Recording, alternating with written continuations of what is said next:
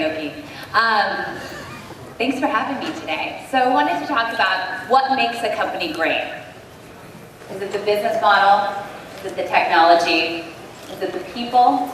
Is it the product? Or the fucking product? Or lack thereof?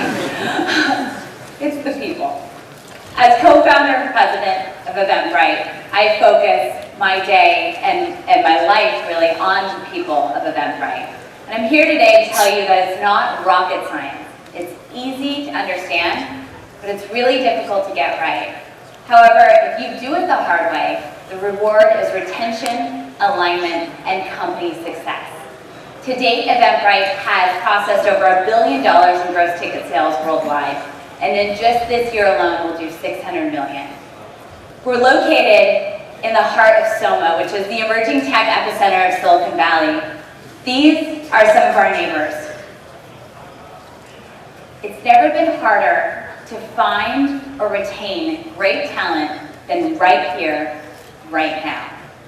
This is war. However, at Eventbrite, we've been able to recruit over 100 people in the last year alone. And we feel that we have a silver bullet in hiring, in that war on talent, because of our focus on culture. I'm going to tell you a little bit more about culture, and I know it comes off as the fluffy stuff and it's sort of written off as the soft skills, and of course the woman of the company would be focusing on that. But I'm actually going to show you the measurable results that we've seen through our focus on culture. Start out, our attrition rate in 2012 so far has been less than 5%, while the average in Northern California is 17%. But let me rewind for a second and tell you how we got started. Eventbrite was founded in 2006 by my husband, Kevin Hartz, and I, and our third co-founder, Renaud Visage. We were literally a mom and pop shop. We didn't build a team for 2 years, it was just the three of us, but that allowed us to focus on what mattered to us most, product and customers. And then when we started to build our team in 2008, we were able to hire people that we believed in and who believed in what we were achieving, instead of just focusing on a specific skill set or experience.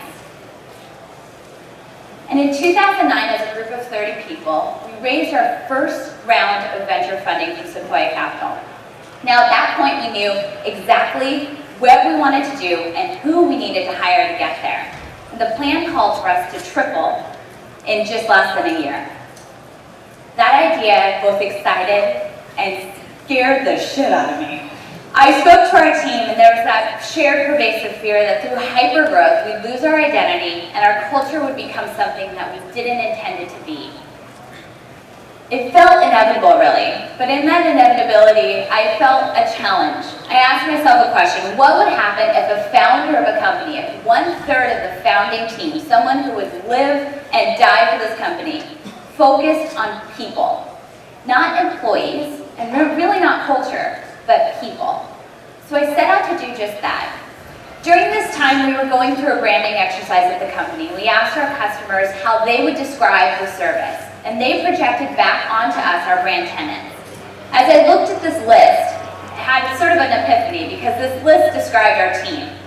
It's probably not a coincidence that the culture tenets and the brand tenets are intrinsically linked. But it really helped me cement our core values and who we were as a team, not who we wanted to be, but who we actually were. And as we began to grow our team, I focused on enabling and empowering the Brightlings to create the culture themselves. I wanted it to come from the people themselves. I knew that if we wanted to create a sustainable culture, it certainly wasn't going to be what I thought the culture would be. It would be grown from the ground up. I wanted the Brightlings to feel ownership, because everyone assumes that a company will eventually turn evil. But if those people believe that they are the company, then they feel the accountability to cultivate and protect what's theirs, the culture that they've created. So during that time, a lot of solutions came out of common challenges that plague teams. One of my favorites is one day, a product manager and an account manager from sales decided they wanted to learn a little bit about coding. So they asked one of our Python engineers if he would donate 2 hours of his time to teach anybody who was interested some basic coding skills.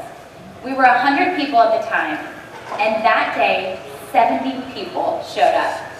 We knew we were onto something, and from there, what became Bright Camp grew into a program that is present today at Eventbrite. We've had over 30 Bright Camps to date, everything from Photoshop to how to understand SEO, to how to track our company metrics, to how to create a killer PowerPoint presentation. Really, it's anything. It really doesn't matter what the subject is. It's actually the sense that anybody in the company can share their knowledge or teach a skill that will make us a better place to work. Also during that time, we had people self-organizing around common passions and pursuits that were even outside of work. So we had the yogis unite and create a two times a week yoga class. We had the ping pongers unite and rally to get a ping pong table, and now we have the annual ping pong tournament. That's Kenny facing away from us. He's the reigning ping pong champion. We had a biking culture emerge, so people who are passionate about biking to work. They bike to work and have breakfast together. They do races on the weekend. This is uniting them outside of the office. This is Golden. And another one of my favorites came when we realized that we had a ton of talent in this group that was passionate about the live experience. We had some lack of talent as well, but some of us were willing to get up on the stage and make an ass of ourselves. We started a talent show. We have an annual talent show now that unites the team. There's nothing quite like watching your product team perform Aladdin in drag, or your risk and engineering team aerobicizing in spandex, to make you feel like a united team and to make you feel like you're on the same playing field. During this time, some of the ideas that came out from the Brightlings were not all about funny games and social times. They were about solving real problems. Like when we started to grow through 100 people, there was a fear that we would lose transparency and connectedness. And instead of rushing to solve that problem, I asked the Brightlings what would make them feel more connected to each other and to Kevin and I. One of the things that came out of this was our weekly town hall, which we call Heart to Hearts. Town halls are not, a new thing or groundbreaking by any means, but I think what's really unique to Eventbrite is the level of candor and the enlightenment that comes out of every weekly discussion we have with the team. It's not mandatory, but we don't record it and we don't distribute the answers. So you have to show up to see what's top of mind, and it's a real conversation. So at this time, we had all these great ideas percolating, and the Brightlings were creating their own society, and I felt really damn good. We had less than 4% attrition rate, and we had a silver bullet in that war on talent. Over half of our new hires were coming from internal referrals. We were growing through a network effect made up of happy and engaged Brightlings. But something was plaguing me. There was a question in the back of my head, and I couldn't quite put my finger on what it was until one night, I had an ominous nightmare. In my dream, Gulak Gopip sits on our board. He's from Sequoia Capital. I'm sure a lot of you know him. He said, "Congratulations, you've created the happiest, most mediocre company in the world." When I woke up in a cold sweat, I realized that's exactly what had been plaguing me. It had been sort of percolating in my subconscious. Had we focused on happiness at the expense of performance? Could we be a high-performing company and also be having the best time of our lives?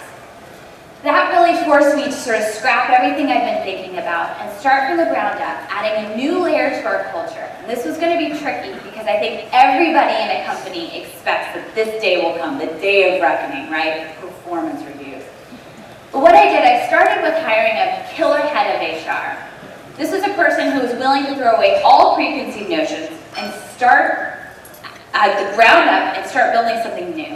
And together we sketched out a lightweight, easy-to-use framework for every team to track what their goals were. And these goals lived on a company, team, and individual level. These goals really were a jumping off point for anybody to have a conversation around performance. We do this on a quarterly basis. We call this Brightling summaries. There's a lot of rigor around this for a reason. There's not a ton that we do to force anybody to do things a certain way. But the one thing that we all rely on is the fact that our goals are aligned around one central vision. Now this was also a challenge for Kevin and I, because while we thought our vision and mission was totally clear, it really wasn't. We needed to take the time to crystallize our vision so that we could rally everyone around that vision and everyone's goals would be aligned. Now, it just so happened during this time we were growing through the 150 mark. Malcolm Gladwell wrote a study that says when a group reaches and exceeds 150 people, they start to lose intimacy, interdependency, and efficiency. Basically, there's less incentive for them to stick together. So while we were going through this precarious time in our company's history, we were also trying to layer on this new part of our culture that was performance accountability. But I actually think this was the perfect time to do it, because while growth was working to pull us apart, we were actually aligning ourselves around a killer vision, and we were all feeling the direct impact we could have on the result of that vision and a high-performing killer culture. So at 200 people today, our journey is far from over, but what I do know is that by doing this the hard way and building this organically, we're seeing real results, and the proof is in the pudding.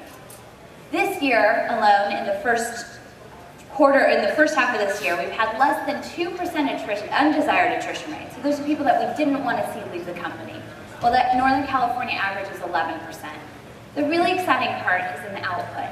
So the first half of this year, we had 7x more new features than we did last year. And we've grown our engineering team by 30%, which is like almost impossible in this market. And all the while, our culture has never stopped evolving.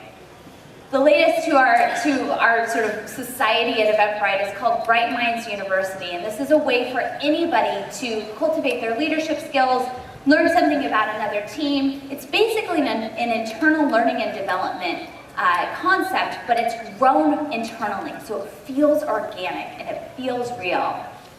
And I can continue to be up here and talk to you about everything that's going on here and extol the virtues of great culture, but I thought I would let the Brightmans tell you in their own words. In short, it's easy to create a list of tenets. It's actually simple to create a framework for performance reviews, and it's fun to celebrate your employees. But when you can gain clarity and understanding within your organization of what your true values are as a founder, and your team can see how those values drive your decisions, and they can feel empowered to uphold those values, you build trust, confidence, and ownership in your team. And that is nirvana. That sets you up to take on any future challenge, no matter what it may be. For us at Eventbrite, the opportunities are endless. Our latest challenge is we just opened a remote office in London. That presents a whole new set of challenges for culture, commitment, and accountability. But really, it's up to us to look at the bigger picture and to force ourselves to understand how we impact the trajectory of the company. And in the evolution of our culture, we see this to be intrinsically tied to the evolution of the company. Build a company that everyone cares about, and make sure that your team believes in what you're doing and believes that they can achieve it. Now, if you can't buy this, I've seen lots of people throw money at it and it just doesn't work. You can't fake it. People can smell bullshit from a mile away. And you certainly can't grow it overnight. But I think this is what separates the good from the great. Thank you.